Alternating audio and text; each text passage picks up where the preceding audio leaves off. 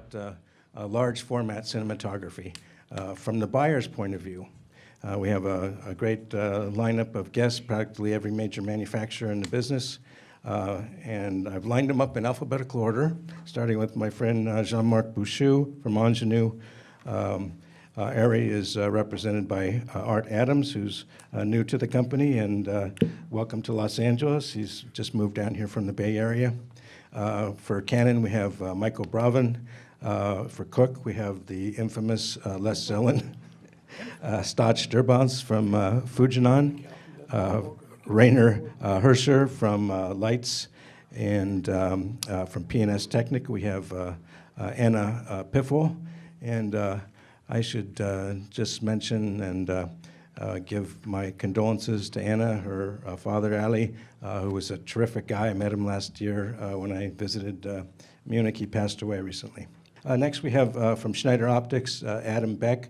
Adam is a cinematographer, not exactly representing the company, but I like that. He's a user of the lenses, and he's going to tell us about his experience with Schneider Optics. From Sigma, we have Jared Ivey. From Tokina, we have Ryan Avery. And last but not least, we have Christoph Kazanov from Zeiss. Like I mentioned, most of our events are based on something that I want to find out about. And I'm an equipment owner, and I'm very interested in lenses because cameras don't last very long. Cinema lenses don't become obsolete. I've had some for 30 years, and they're vintage, so now they're even better, better value, better quality. But something that's disturbing that is that they're starting to become all large format, and my old lenses don't cover that anymore. So that could be an issue, and I always have to try to keep up with that. So we're going to be especially looking at the large format today, and we're going to look at also anamorphic. And judging by the crowd, I think that there are other people here that are interested in lenses. It's about a value, so when I ask each of you to tell us about your lenses, I'd also like the bad news, which is the price. If you give me the price range, I think that's always interesting. We'd also like to find out about coverage area, the speed, the metadata. Let's start out with Jean-Marc, and if you could keep your opening remarks brief, then we can have some time for Q&A at the end. Okay, thank you, James, for organizing this panel. I think every year it's really a pleasure to be talking about optics. So I think I try to be quick, but this year we have a lot of things to say. You probably heard last week we introduced a new series of lenses. That's prime lenses. Ingenue has been really well known for the zoom lenses, especially the Optimo, which have been around for close to 20 years. We have been making primes a long time ago, as was in the 1950s, and we were really the first one to make primes for reflex camera when Pierre Ingenieur invented the retrofocus. And basically in the 1960s, we were so busy making zoom, so we decided to really focus our activity on zoom. But with a new format, with a new potential of making unique lenses, we decided to jump into the prime business. So new primes are called the Optimo primes. We really wanted to use the brand name, the name of the Optimo, the look of the Optimo. They are going to be very light and compact. Most of them are around like 3.7, 3.8 pounds, except the wide and the tele, which will be around like 4.5 to 5 pounds. That's a series of 12 lenses running from 18 millimeter to 200 millimeter. Most of them are fast, T1.8, except the wide and tele, which will be around T2. One of the unique things we wanted to create on these primes was customization.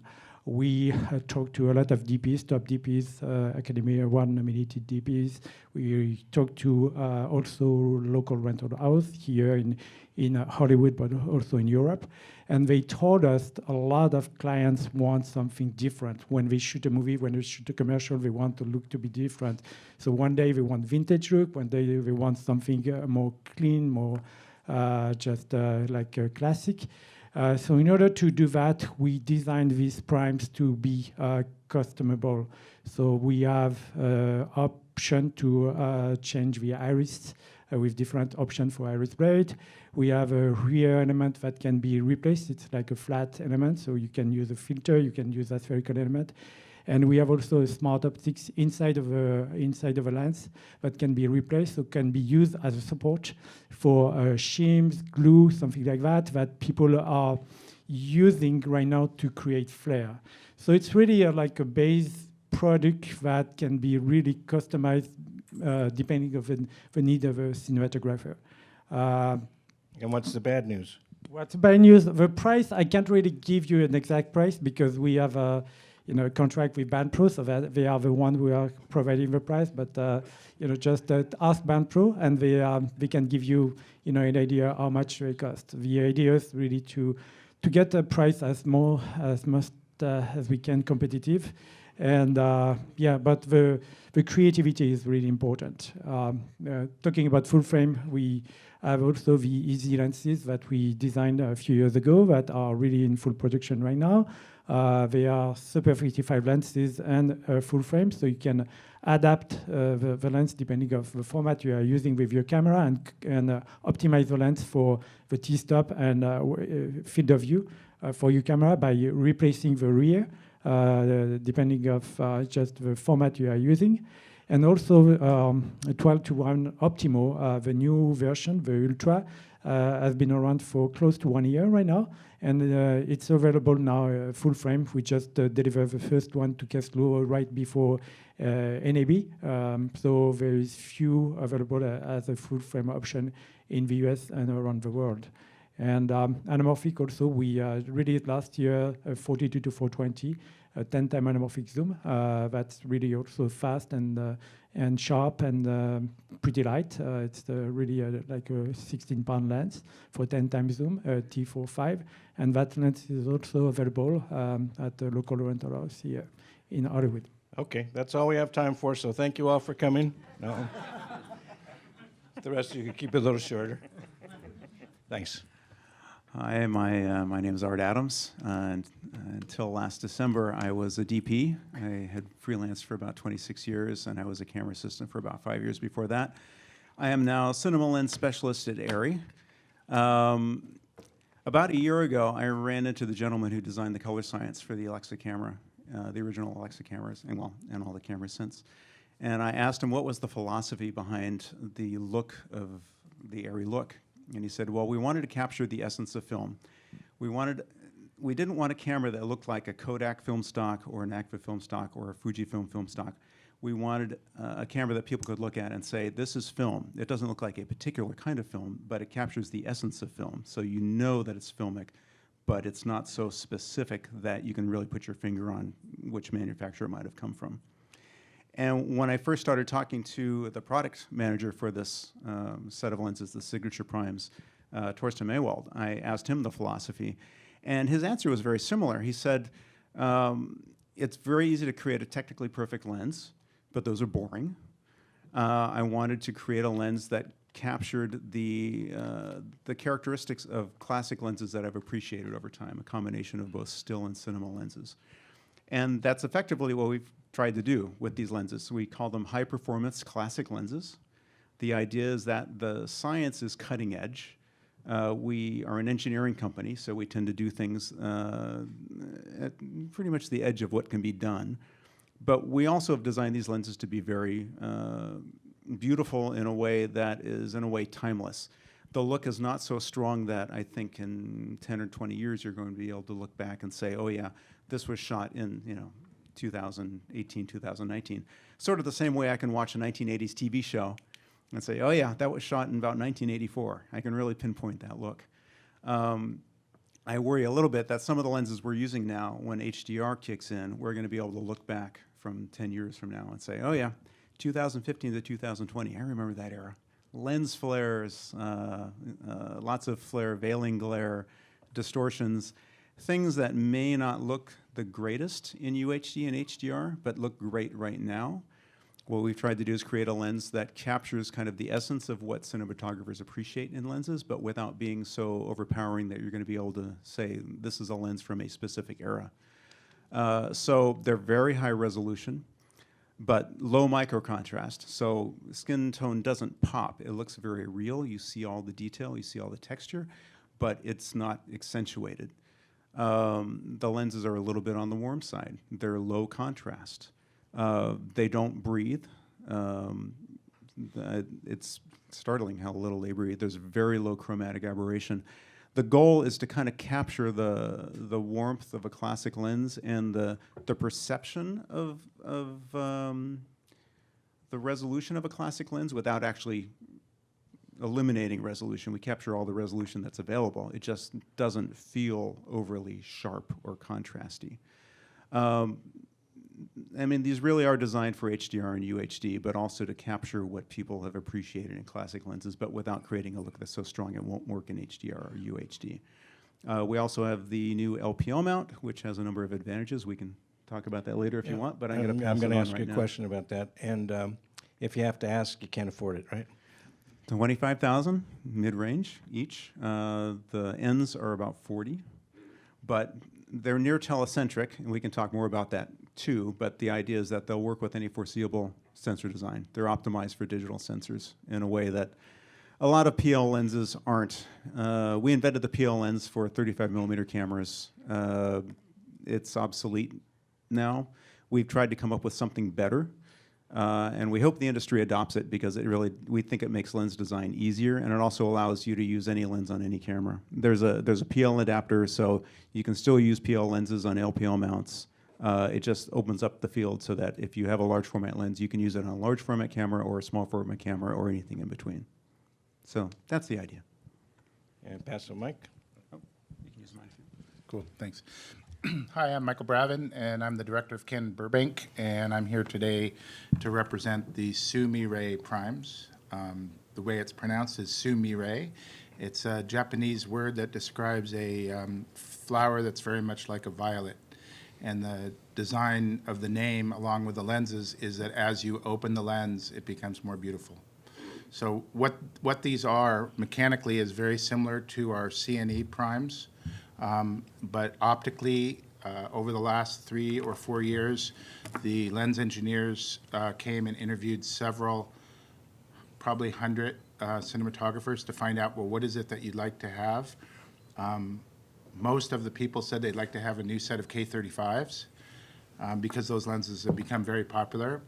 Because of the materials used and the coatings used and lead and all sorts of things that you can no longer use to manufacture glass in a lens, it wasn't possible to do that, but it was possible to make a lens that has a very aesthetically pleasing, characteristic look while it's high resolution for 4K and 8K sensors, it's not overly sharp. It's very pleasing in the skin tones, and it has a very unique bokeh. For those of you that are interested, tonight at 5:30, we're going to be showing some footage shot with the lenses in the Paramount Theater. The range of lenses is 7 focal lengths, like the CNE. We have a 14, a 20, 24, 35, 50, 85, and 135. Common 114 millimeter front, and a first for Canon is PL mount prime lens. What's the price range?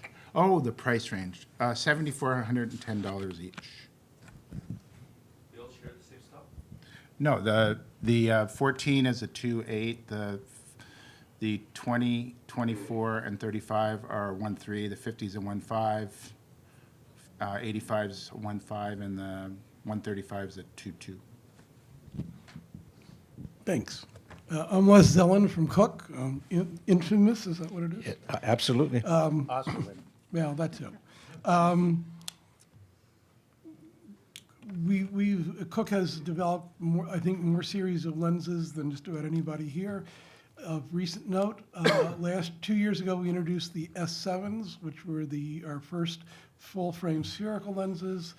This year at last year at IBC, we introduced our anamorphic full-frame lenses that we just started to deliver this month.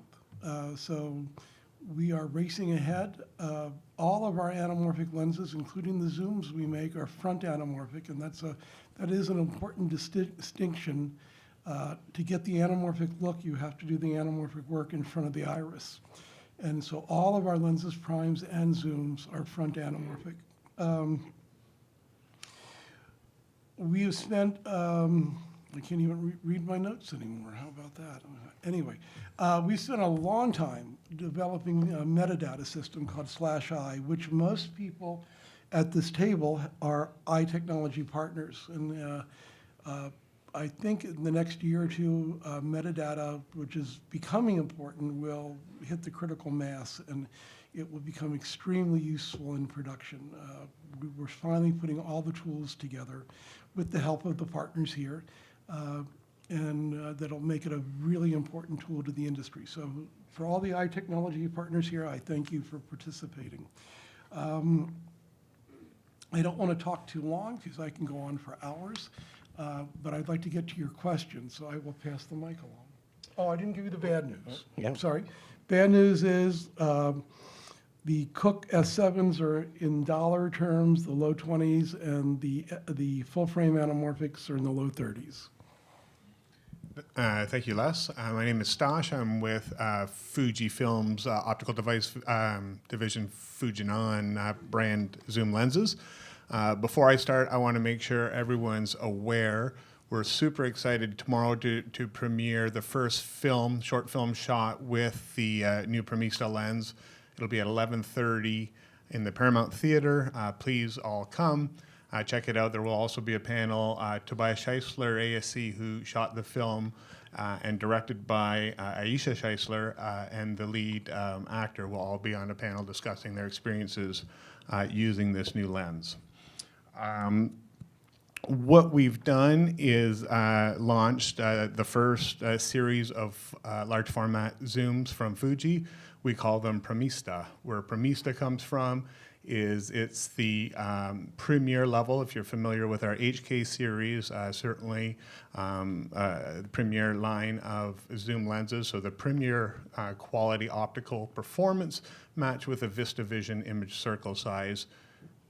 Mash those words together and we get Premista. The design, in speaking with the industry, we spent a lot of time over the last couple of years speaking to rental houses and directors of photography and users of the lenses, to camera manufacturers. We determined that it was important for us to have a 46.3 mil image circle so we can cover all the current crop of large format camera sensors out there. We felt it very important to be fast, so we needed a T-stop that started with a 2 that would help enable the users of the zoom lens to take advantage of those shallow depths of field that the larger format cameras provide. From there, we challenged the factory to build something that was as small and lightweight as possible. We felt that it was important to provide a tool that was going to continue to provide crews with that versatility on set, where they could use it in a number of different setups and rigs and fly it on the various tools that they use today on set. So with that, Premista was born. It's 8.4 pounds. It has a T-stop at 2.9, so they just slid it in there. It does start with a 2. The first one that is here on the table is the 28 to 100 mil. It has a 114 mil front barrel, so you're into your smaller matte boxes and filters. It does have a 280-degree barrel rotation on the focus side. You got lots of real estate for your marks. It does come stock with the encoders and the Cook/I metadata, as well as you can see on the side an extended data port there as well. There is a sister lens that we announced that will ship later in the year. It'll be the exact same size, the exact same weight, the same gear placements from the camera, so your lens changes on set are nice and quick. Same front diameter. You don't need to rebalance things. It's an 80-250, also a 2.9. It will roll off to 3.5 at the tele end of that lens, but it will hold 2.9 to 200 mil. There is a new 13-blade iris design in there, so we have nice, round, beautiful bokehs. I encourage you to come by our booth, check out the 28 to 100. It's on the camera there, and again tomorrow at the Paramount Theater, 11:30. The bad news on this one's not so bad as compared to our premier level zooms. The 28 to 100 carries a list price of $38,800. The tele version will be $1,000 more at $39,800. Thank you. My turn, okay. It's Rainer, I'm with Lights from Germany. We are in the large format sector for quite some time. We started 2 years ago with our Thalia primes. With those one, we cover 65 millimeter Alexa, so it's a 60 millimeter image circle. That one is shipping since 2 years. We also started most recently with our new primes, which is just called Simple Lights primes. And according to that, we have the light zooms. All these lenses are fairly new. I could talk a lot about technical specs, but that would take quite a long time. So I think the best is come to the booth and take a look at them.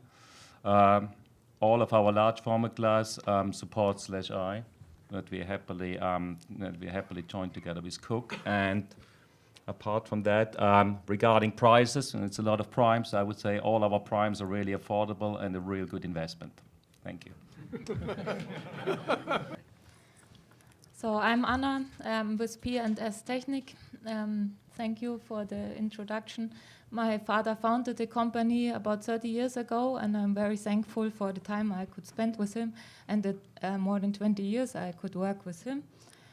He was very excited and inspired for cinema lenses and cinema products in general. So I brought two products for you today for the large sensors.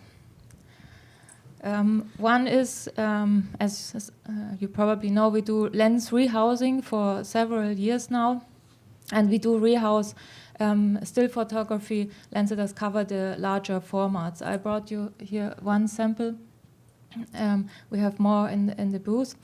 And what the good thing about is that it helps you save your investment that you have made in lenses some time ago. And we strive to help you to continue use those lenses, keep them in a good state. We offer extended service for lenses, like cleaning, refurbishing, but also customization. We polish and recoat lenses. We can customize many features on the lenses that we rehouse, and we offer a wide range of rehousings for still photography lenses and vintage lenses. The other lens I brought for you is called Technovision Classic. That's the name of the lens series. I think several of you remember Technovision lenses. They are an iconic lens series that was built from the 70s to the 90s by Technovision Rome. These lenses have been used for, or are still in use for many feature films, and my father had a great relationship with the Technovision company and Harald Buckenig, who is also here. When we finished our other lens project, the Evolution 2X lenses, they got together and said we have to continue this iconic lens system, and the result is the Technovision Classic lenses. At the Cine Gear, we have one zoom lens and 4 prime lenses in our booth. Later this year, there will be another zoom lens and another wide-angle prime. On the price point, the rehousings are starting around €3,000. That depends really on the focal length, on the condition of the lens, and the glass service we should do for you, the customization, but many things are possible. Just contact us with your questions and we try to help you. The Technovision lenses, the primes are around 20,000 euro and the zoom lenses are in the mid-20s. Okay, thank you. So Adam, why do you invest in Schneider Optics? What do you love about them? The consistency, size, shape, weight. The 35 to the 100 are within an ounce, and I think the 25 is an ounce more, and then I think the 18 is probably maybe half a pound, 8 ounces heavier. So putting on a gimbal or a drone, just quick changes. It's a good advantage of it. They're versatile in the sense that we got different lens mounts. There's an EF mount, there's an E mount, and an F mount for Nikon, and also a PL mount. So the look is aesthetically pleasing. So to me, it has a nice creamy look to it. It's also got the skin tones rendition is pretty good. Rendering is pretty good. Sorry about that. I would also say that there are some drawbacks. There is some CA issues with it, in all honesty. So it's an issue they're aware of, and hopefully we get it fixed in the future. But the T-stops are T21 from a 25 to 100, and then the 18 is to 24. And so they're not super fast, but it's more of a standard speed, and it has the sharpness is really nice. It's not overly critically sharp in the sense that you're gonna have to put a lot of diffusion on, but I still use diffusion with them as well. So. Do you know what the price range is? Yes, it's part of the lenses, or most of the lenses are about the $3,500 range, and then the 1825 or more, $5,000 to $6,000. Very economical. Yep. And Jared, can you tell us about Sigma? Yes, so Sigma's been in the optics game for almost 60 years, but new to making lenses specifically for Cine. It really was the filmmaking community that kind of pulled Sigma into manufacturing Sigma lenses because of the fantastic success with Sigma's art series on the still side. Many filmmakers were having the lenses rehoused for the mechanics to use with cinema cameras. As they did market research, they realized that there definitely was a market for the type of optics that they were making. I would say that the best description I've heard Sigma called a lot of things, but I think the best description as far as the look goes is pristine. Sigma's goal when making the art series of lenses on the still side was to make the highest quality lens possible, but keeping them at a reasonable price. And they definitely checked a lot of boxes as far as being able to resolve a lot of pixels, being able to have minimal distortion, just the right amount of ghosting and flaring, contrast, saturation. But of course on the Cine side, that's not what everybody's looking for. Each project is going to call for a certain look. But if that is something that that you're looking for in your project, Sigmas are definitely a good option to look at.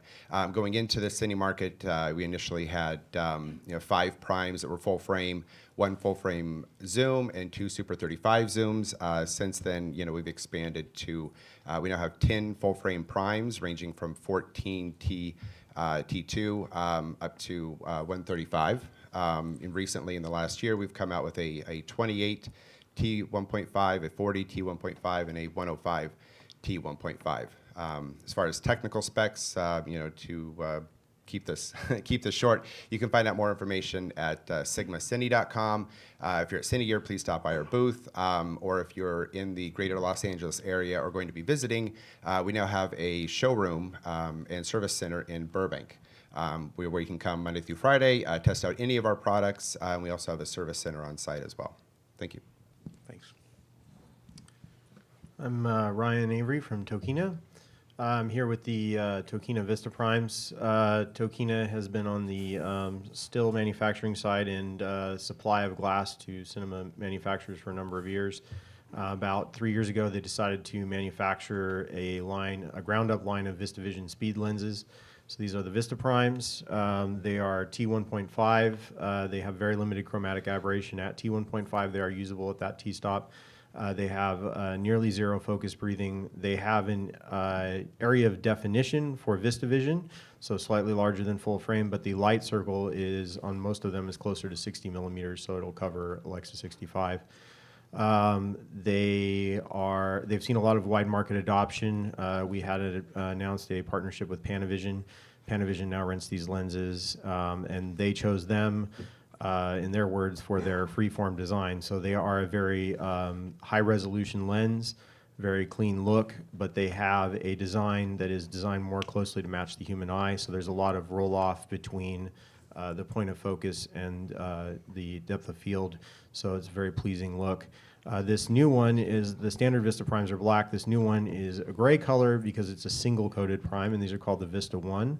They're a limited edition release that we did. We announced it at NAB, and we sold out in 4 hours. So we think people like them. They are a very low contrast lens, so it's a different look, but it still retains the resolution, and that came from people asking us. They really liked the look of the Vista primes, but they said we want a little less contrast and a lot more flare. So if you like a blue color flare and less contrast, the Vista 1s are it. The bad news is the Vista primes are about $6,000 a piece, and the Vista 1 are $9,000 a piece, although the Vista 1s are only sold as a set of 6. 18 to 105 for both ranges, all T1.5, and we're adding at least 4 more focal lengths in the next couple of years. Thank you. Thank you. So I will make short. I'm Christophe, working with Size. I don't need to present the company, I think. We are here with a different line of lenses. We have been probably one of the first company believing in large format. This panel is about large format, I think. So we started already 10 years ago with very affordable large format lenses. Then we developed the cinema zooms, also large format. And last year we added a new line, Supreme Prime. I will not talk a lot about the look because I think the look is something that you need to check and test, and either you like it or you don't like it, and perhaps today you like it and tomorrow you don't like it anymore. So everybody has his opinion, because here in cinematography it's about emotion. So I will not try to describe the look. It's a Zeiss lens. Some people will find some touch of the old super speeds that are still very in love, because nothing gets obsolete in this market. Super speed are still not obsolete. Also, all the lenses from Zeiss that people like a bit less because perhaps they are too sharp. So an interesting thing as well is, and thank you also Les to mention this, we are a proud partner of Cook/I. So thank you to also to offer us this possibility. So we believe a lot in metadata. So we integrated Cook/I inside those lenses, and we want also to help develop and extend this technology. So we added some additional data that are interesting for VFX, because VFX is the next, or is everywhere, and simplifying the VFX workflow is for us also very important. If we can add our small stepstone in simplifying the workflow of the cinematographer and the whole production team, we are happy with this. So the Supreme Prime and all our lenses can be seen here at our booth, but also another things, we opened a showroom in Sherman Oaks in the area. So whoever wants to test lenses, whatever, we have also master primes, we have master anamorphic, we have Supreme primes, CP3. Just book. You can book a private appointment there, and we have our colleague can let you try the lenses in a very nice environment. So please use this possibility. It's quite easy and convenient, and I think you'll have fun there. But I think now it's time for questions, right? Yeah, well, I'm going to start by asking a few. So Art, I mentioned that I would get back to you about mounts, and I know that Arri invented the PL, and now you're going to LFL. But tell us about the adapters and how it works going back and forth, and how we can use some of our legacy lenses. Well, should I explain why LPL is a good thing? Please. Okay. So we set out to design these lenses from scratch and looked at what would we do if we weren't constrained by a mount. And what we came up with was this new larger diameter mount with a reduced flange depth. Reducing the flange depth makes optical design a bit easier. And there wasn't any reason to stick to 52 millimeters anymore because there's no mechanical shutter as you would find in a film camera anymore. So there wasn't any point in retaining that distance. These lenses are near telecentric, and what that means is that when the light exits the lens, it's coming out at a fairly shallow angle. If you have a PL mount lens and you're trying to light up a large sensor, the light has to come out at fairly steep angles. So what we did was we looked at moving the exit pupil, which is the point through which light has to pass to get out of the lens, and it's the image of the aperture blades as viewed through the back of the lens. Try to move that as far forward as possible. So actually, let me look at this lens. 35 and the 47 are the best ones, but yeah, this one's good. The aperture appears to be actually slightly in front of the lens. The aperture looks to be right at the front of the lens. It's not, but that's where it appears to be. So what happens is if the light has to exit through that point in order to get out of the lens, the angle is very much like this. So if the back of the lens is as big as the sensor is, and it's effectively emanating from the front here, then you've got a very shallow angle. And that's optimal for sensor design because sensors don't like being hit with light at extreme angles. You get all sorts of, you can get color crossover and color fringing and some other weird effects based on sensor design and also the cover glass in front of the sensor, which is, it has thickness and it has an impact. It has an optical impact. And you want to try to get through all that as dead on as you possibly can. So that's the idea behind why the LPL mount came to be. The adapter basically just fits right into the LPL mount. It takes PL mount lenses. It's rock solid, and it puts the lenses back out at 52 millimeters. The LPL flange depth is 44 millimeters. So we designed it with backwards compatibility in mind, and it's a very robust system. You actually get more coverage out of the PL to LPL adapter than you do through the actual PL mount because the standard PL mount has a little window in it designed to cut down stray light. That's not in the adapter, so you'll actually get more large format coverage through the PL adapter than you would through a regular PL mount. So that's the idea. We're trying to get the industry to adopt it just because we invented the PL mount. We think it's obsolete. It's our mess. We're the only company that makes both cameras and lenses. We figure, well, it's our job to clean this up.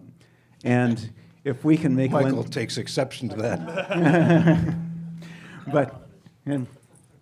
but we decided that this was the best path to take, not just for us, but for the industry. So we actually released the license for the LPL mount it doesn't cost anything. Manufacturers just have to sign a piece of paper saying they'll make it robust enough because Arri is an engineering company and we have specs. But otherwise, the idea is that hopefully it ends up anywhere, and then anyone can use any PL mount lens or any future LPL mount lens. And there are more LPL mount lenses being released now. So we're hopeful that this is a way forward that makes things a little bit easier for everyone. Stash, I know it's not a Fujinon product, but in your booth you have adapters. Can you tell us about those that take us, I have some Cabrios and they take me up to full frame? Yeah. So we have from our friends at Duclos and Musashi in Japan a series of expanders that enable you to use your Super 35 lenses in the full frame environment. So these are designed to work with lenses that are T2 or slower. So they're not optimal on some of the faster primes that are out there, but certainly ideal for the zoom. So there's a 1.7 times expander that enables you to take those premier HKs and fill out a 46.3 millimeter circle. But what was a nice discovery is there's a 1.4 as well, where you're only going to lose one stop of light, with the illumination circle of a cabrio, that enables you to now with just a 1.4 times expander get that same coverage. So really enabling you to use some of the lenses that that you currently own and that you've used over the years in these large frame, full frame camera environments. So I'm not sure who this is directed to, maybe Les, but it seems like with few exceptions, we're getting to this plateau now of full frame, 24 by 36. But is it going to stop there? Is it going to keep going? How many cameras and lenses do I have to buy? I think last year or the year before, when Winfred was here from before he retired from Zeiss, and we had this discussion going, and I said, I hope I'm dead and buried by the time some of this comes out. It seems that wearing my personal hat, I have a hard time understanding why we need full frame. Wearing my manufacturer's hat, I love it. Wow, another set of lenses. The market just doubled overnight. But I think we're seeing full frame. The adoption of full frame is certainly happening. I think it's happening slower than the manufacturers had thought, because this was something that not a lot of people were asking for it. I think the camera guy said, "Shit, we've run out of Super 35 cameras to sell. What should we do now?" And certainly 3D TVs didn't work, so we need something. So we have full frame, and it's here to stay. And so wearing my Cook manufacturing hat, I love it. It has created a whole new a whole new line of lenses for us, all new opportunities and new looks for cinematographers. And I'm sure you'll find, what is appropriate for your story. Super 35, full frame, anamorphic, it'll all work out. And God, I hope we stop here. At least let us catch our breath before we go on to 4x5 or medium format cameras. It's the same argument as for Ks, 2K, 4K, 8K. I find that a marketing bullshit, really. You heard it here. If the image works right for the story, it won't matter whether it's 1K image or a 27K image. And there's a lot to be said. A lot of people talked here about how their lenses are warmer and less contrast. Well, you know what? We've been doing that's the Cook look. We've been doing that for years. And last year, when Thurston was introducing these lenses, I hit him on the shoulder, in fact, and said, "You're building a Cook lens. Thank you very much." So the Ks, this is, I didn't see that. He was kind of not agreeing. Oh, okay. Anyway, I find this whole argument about Ks, and what I was getting to is that ultimate resolution doesn't necessarily make an image that anybody wants to watch. What are they doing? They get these high res, the cameras are getting higher and higher res, and what are people doing? They're trying to put more diffusion, more stuff in front of it to make it look cinematic, make it look like an image somebody wants to see. And I said it, I think, in this forum before, you got to let the story, the technology is wagging the dog. People are making choices. Oh, there's a new lens from Cook. There's a new lens from any one of us. I got to use it on my next feature. How do you know? You haven't tested it. You haven't seen it. Oh, there's a new camera that shoots at 3 million, pixels, or 3 million resolution. I got to have that. That's just crazy talk. That people have forgotten. I think a lot of people have forgotten the story should drive those choices. And if you make the right choices and you have a compelling story, it'll all work. Anyway, that's my soapbox. I'm sorry for taking so much time. Anybody else want to add to that? We're here to talk about large formats, so if anybody wants to make a comment on that. Adam? Yeah, I'll make a comment. From the cinematographer's point of view. Yeah, it's just not about Ks. It's latitude, it's color science. Ks just happen to be one of the equations. So I know case get a bad rap sometimes because we think, oh, it's just resolution, that's all we're after. We're actually after more than that. So the case do offer stuff to us, especially for VXF stuff. So, you know, it's just not the case. It's a combination of many things. Do you want larger sensors? Do you want less depth of field? You know, for How sometimes, little? yeah, you know, less is right. It is about story, and that's just another tool. So we like tools. So thank you for making them. I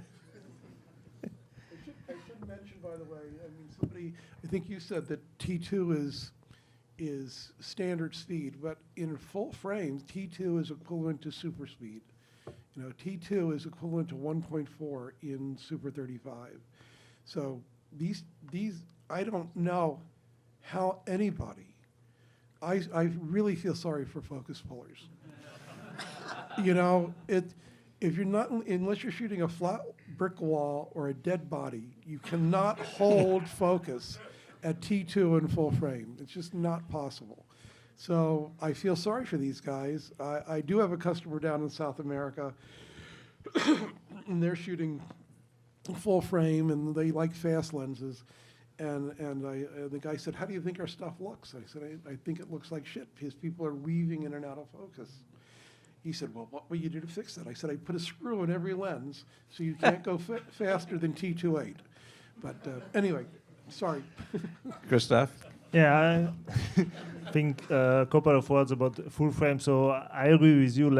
Perhaps no one, or perhaps we shouldn't go for bigger format. I think there is still one big thing that full frame or large format or multiple format brought to cinematographer, and it's perhaps that before digital you were experimenting with different films. So now people got the digital cameras and suddenly say, oh God, I will shoot Super 35 on a digital sensor, so it's the same look on the sensor for the rest of my life.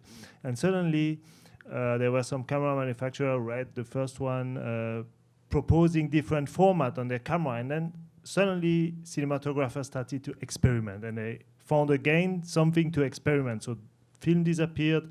With what do I experiment with the sensor format? And then the second thing that happened, and what is great for cinematographer, it's not great for the rental houses, I think, but it's like you have such a new choice of so many different lenses. So I think that on this table, there would be perhaps half of the people here if we would have stayed with Super 35, because they would say, okay, we have anyway, we have everything we need. We have Cook, we have Zeiss, we have Ari, we have Ingenieur. What do I need more? But now with full frame, there is much choice. So everybody started to develop lenses, all with completely different look. And I think for cinematographer, it's simply a dream, right? Well, Red deserves a lot of credit and a lot of blame. So, or maybe that's the same thing. You wanted to say something about large format? One other thing, full frame, we don't know. And, you know, my neighbor probably knows more because Ari is going to release a new camera next year. And it's going to be a Super 35 camera. Just after they announced a new camera that's full frame. So it's talking to rental house. A lot of people who have a Venus camera are renting it mostly for the Super 55 sensor because of 4K, not for 6K. Yeah, so for us, engineers, we had an approach to adapt the lens for Super 55 or full frame with what we call interchangeable rear optics. We have on the 12 time on the easy, so you can just put the optics that dedicated to the format. So if you shoot Super 55, that we think that's going to be still the main format for a long time, you can use the Super 55 rear. And if you want to shoot full frame, you put the full frame rear, but you lose at least one stop. So that's the challenge. You need to put more light. On the prime lenses, when we started to talk to cinematographer about what we should do, one of the comments was, "Oh, we want the lens to be fast, but you know that, as Les mentioned, the challenge is really focusing. But at the same time, when you have a fast lens, even if it's covered full frame, it covers also Super 35. So T18 was really in between, like, fast lens for Super 35 and fast lens for full frame. So that's why we choose to be T18, really, because people can use these lenses, this new prime, not only on their full frame cameras, but only on Super 35 camera. And they can create their own look on both media. So, we'll know next year what the future will be, but it's interesting for us. Well, speaking of choosing 1.8, Les, can you tell us why you chose a 1.8 squeeze for your anamorphics? I can. You've explained it to me before, and I was doubting it. Okay. I was questioning it, and at IBC So, you explained it to me, and I well, want to share that with everybody. When we undertook the full frame anamorphics, our Super 35 anamorphics have been fantastically popular. We wanted to maintain that look and feel in the full format, and as was said by Christoph, now people are shooting films. They're shooting some in Super 35. They're shooting Super 16. They're shooting full frame, and it's all coming together, and in the finished product. So we wanted to make the full frame anamorphics very similar to our Super 35 anamorphics. The problem is that the full frame is 3x2 instead of 4x3. And if you're assuming that you're going to use a 2.4 release, which are 2.39 release, what do? So if you keep a 2x squeeze, which is traditional anamorphic, you end up throwing around 20-25% of the pixels away to crop down to a 2.4. If you want to use all the pixels in full frame, you'd have a 1.6 squeeze. And we've had 1.6, 1.3. I guess we've had these lenses out around. I personally just don't think 1.6 is that anamorphic looking. It's sort of like, oh yeah, it's sort of maybe. I think it doesn't work for me. So I said, let's try 1.8. 1.8, it turns out, is really sort of a sweet spot. If I show you pictures shot at 1.8 with the full frame and compare them to the same shot with the 2x Super 35 lenses, you're hard-pressed to see a difference in the bokeh, and that's really where a lot of this comes out. The main difference is that in the 2x, the bokeh will start to go a little rectilinear at the extreme, whereas at the 1.8, it still stays nice and oval. Other than some DPs, we've shown it to DPs, some people think, wow, that's really cool, it's really nice. Other DPs say, I really want that rectilinear look as I get to the extremes. Well, it's a subjective choice. So we're only throwing away about 10% of the pixels to get to if you're releasing in 2.4. But the really good news, and this is why I think 2.4 in Super 35 in anamorphic full frame is a dead format, is that if you use all the pixels, and that's why we call them full frame plus, because we can cover the whole format, you get to a 2.7 ratio, which is, if you look at Ultra Panavision, which is 2.76, it's really a beautiful format. And I think, people shooting in full frame anamorphic, 2.7 is going to be a really pretty format to shoot in, assuming, going back to my rant earlier, that it fits for the story. So we thought 1.8 was the right sweet spot, giving you the most options and possibilities. So that's why we did 1.8. Okay. Any other points? Yes, Art? So I discovered something a little while back that surprised me, and it was kind of embarrassing that it took me so long to figure this out. But I looked at, I compared a 40 millimeter master anamorphic, and let's see, I was shooting in UHD, which is what we recommend on the LF if you're shooting Super 35 anamorphic, to 2.39 open gate with a spherical lens. And I think it was a 35 millimeter. I couldn't get them exactly matched at the time. Roughly the same angle of view, and the 35 millimeter spherical lens was actually softer. And I shot the window blinds in my living room, so I had a bunch of vertical lines all lined up. And when the anamorphic lens went out of focus, in 40 millimeters, it goes out of focus that far vertically and that far horizontally. but the 35 millimeter goes out of focus the same amount in each dimension. So the vertical blinds actually looked softer at the same focal length in large format than in anamorphic, and that kind of surprised me. So I went out and I shot trees and all these other things. And sure enough, if you shoot spherical, you'll actually get a softer background for the same angle of view at the same focal length, which is really interesting to me. So not to say that that's better. I'm more or less saying I'm kind of stupid for not figuring this out sooner. But it was really interesting to me because I always thought that anamorphic was the way to go if you wanted a softer background, and it turns out large format is actually competitive in this regard. I'm very curious to see with large format anamorphic, it's going to be yet a different look, which I think is going to be really interesting. But you now have all of these choices now with the large sensor. You can use as much of it or as little of it as you want and get a lens that will suit. And I would comment on your comment, and that is, that could be commenting on my comment, I guess I could go back. I would say that I don't necessarily agree that anamorphic is supposed to be softer or this. Anamorphic is a strange animal. As was pointed out, an anamorphic lens is basically a kludge. You know, you've taken, in this case, a 40 millimeter vertical lens, and you've pumped into it a 20 millimeter horizontal lens. Gives you two depths of field. As you go around from horizontal to vertical, we've designed our lenses to be purposely distorted to get give you that sort of traditional anamorphic look. So I don't necessarily think you shoot anamorphic just to get a little softer image. You shoot anamorphic because somebody's watching it.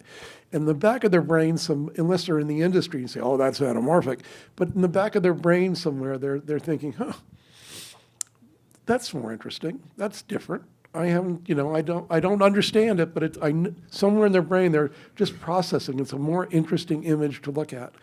And again, if it's right for the story, use it. If it's not, as has been mentioned up here countless times now, you got tons of options.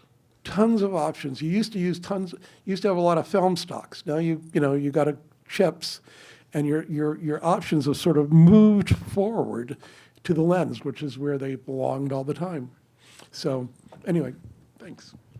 One of the things I wanted to mention, since we do make cameras and lenses, we do. And we made the first full frame. I apologize, 2 cameras that make cameras and lenses.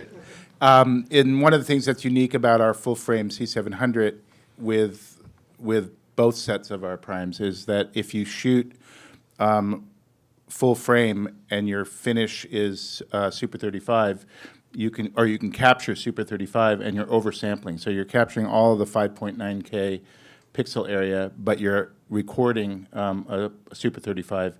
And the advantage to that is that you get a little bit better noise performance, you get a little bit better contrast performance.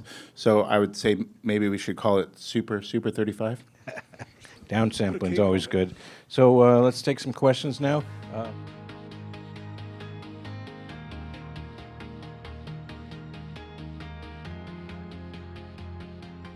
What I was going to say is, seriously, is that you can use Resolve to do that. We've had a couple clients who wanted to add back a very, very subtle vignette when they're shooting full frame.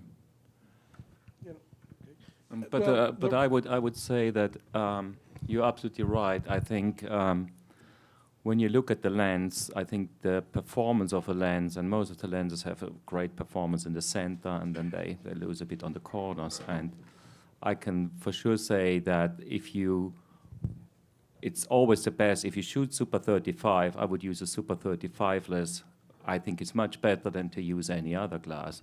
Of course, you can use, it always depends what you want. If you use our glass, the Thalias, which have 60 millimeter image circle, and you use it on Super 35, you use the sweet spot, so you have an amazing picture. It's really there.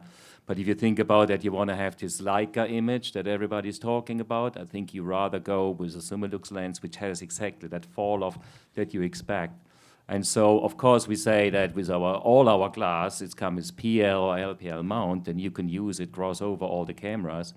But me specifically, I would always use the lens which fits the sensor it's made for. Even so, you can have all choices, I think. You get the best out of the lens if you have also the typical thing that you lose something in the corners, which is probably a big part of the image you want to have. So while we're waiting, if we don't have any questions, let's talk more about metadata. So I give, no, Les doesn't know anything about metadata. And I give you all the credit for getting that going, but now, what is it that you're doing to extend the metadata?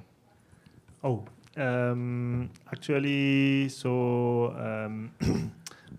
what we remarked, but also Les and his team remarked as well, is that what is very, let's say, what doesn't bring any added value in the whole workflow but cost a lot of time is when the guys in the VFX, when they need to remove the distortion, to apply the CGI, to make the compositing, and then reapply the distortion, working with the distortion, because basically no one wants to correct any distortion or any shading or vignetting. We just talked about this. It's very nice, right? So basically, these are steps in this whole VFX workflow that are not bringing any value, cost time, cost money, and people say all the time, especially the VFX artists, to be honest, not really the DOPs, but they say, can you bring us a way to do this without all those steps? And the way to go is add, you know, we are a lens manufacturer, we know how our lenses are and we can measure them. Why don't you put electronically in the lens those data of distortion, of vignetting, so that whenever I need to do a compositing, or I need to apply this distortion, this vignetting, I want to have the same characteristic on my CGI, I don't need to make a lot of steps and shoot grids before and try to put some slider in Nuke and move them and until my image match. So basically, this data are in the lens. You can record them, you can pass them to the VFX, and then they can just with one click apply the same characteristic as you have in the lens on your CGI. And our solution is a bit, I mean, it does the same as the Cook iCube, but a bit different from the technical implementation. So there are two different options. And by the way, it's part also, so let's accept it to integrate this into the Cook /iCube specification, so everybody can implement them freely. Yeah, Les has been giving this away for 20 years. He's been pushing this. It's just now coming into the fore. As a matter of fact, I was just doing an interview with the lighting company, and they said that they're going to start putting their metadata from lighting the set onto the camera. So what's the future of metadata? Great question. As I said earlier, I really think I've thought this for 20 years. You know, I've thought this is the moment where metadata is going to arrive and people are going to say, yeah, we can't shoot with it, shoot without it. And I think we're really there. I really do think we're at the point that either the industry grabs it and works with it, or we say, that's it, we're done. I mean, what Christoph was talking about is the distortion modeling, which is, they use what's called extended data, which he's quite right. We put that into the iSpec. We use a different system for doing the same work, called i3. But they result in more or less the same things to the user, and that is the ability to quickly undistort the image. And as Christoph said, this is really the tracking and undistortion is really non-artistic but time-consuming. So if we can cut that time down, then they can use that money. Well, being producers, they'll probably put the money in their pocket, but they could use the money for artistic means. So I think we're there, and we're at the point where the industry will either accept it, or I think, you know, or as I said, I think we're done. We've invested 20 years, millions and millions of pounds to get to where we are. We've given the system away purposely so it would become a standard in the industry. Because if it's not a standard, nobody will use it. And you know, ARRI has their system, but they're also I compatible. Ingenue and their new stuff is going to, you said, is putting it. Zeiss is doing it. We're doing it. Fujinon's a partner. Canon's a partner, but they just don't always do it. Not on this. Not on this lens. most of these guys are partners, whether they're implementing it or not. I think they're maybe sitting on the sidelines waiting to see if it's worth the money to implement it. So I think we're there. The next year or two will tell.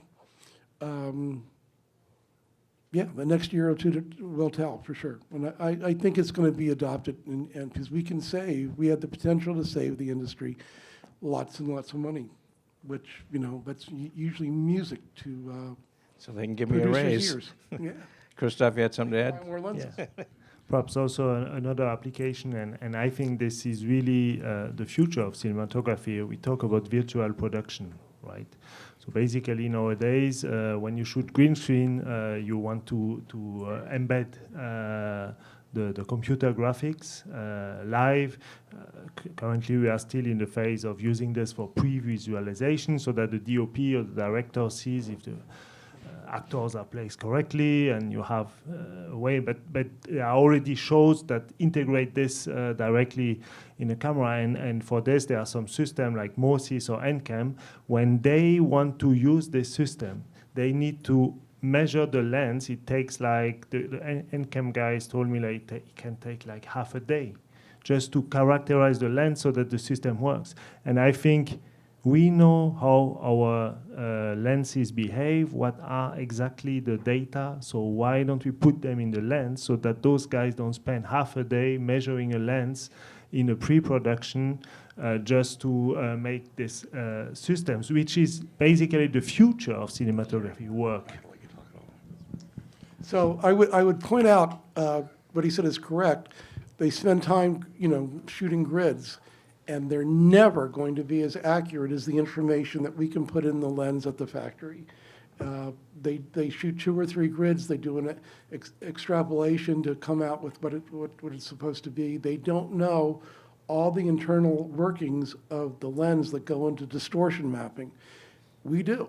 Zeiss does. Every manufacturer up here will know the inner workings of their lens. So the distortion map that we publish or put in the lens is going to be far more accurate that they can shoot a grid. So it's a win-win. Other than the guy that gets paid for half a day, he's, that is not a win for him. Michael, you wanted to add something? Yeah, the other area where it may not go away if it doesn't take off is computational cinematography, which is coming where you're capturing from multiple cameras, multiple lenses, and it kind of ties into what you were talking about, the what NCAM's doing. So where you're taking, the lens is just capturing raw data and the actual image is made in a computer. And that information about the distortion and all the metadata is important for the computational photography. That doesn't sound as much fun to be a cinematographer in that world. It's coming. Robots making movies. I should, we do read /i on our cameras. I should also mention, though, that we have LDS and LDS2. LDS2 is our latest protocol that will record frame-accurate information up to 150 frames a second, I think, is the top end. We're looking at doing chromatic aberration and distortion mapping and making that available for visual effects, but we have primarily put our efforts into making lenses that don't really require that. So it's coming, but we're trying to make really good lenses that don't really require that, with more of a classic look, but without so much distortion and chromatic aberration. Well, I think it's time for our thank yous now. We didn't get many audience questions, but whatever. I'd like to thank Jean-Marc Bouchou, Art Adams, Michael Bravin, Les Zellen, Stas Durbans, Rainer Hirscher, Anna Piffel, Adam Beck, Jared Ivey, Ryan Avery, and Christoph Kazanov, and our volunteer crew. Thank you all. Thank you all for coming.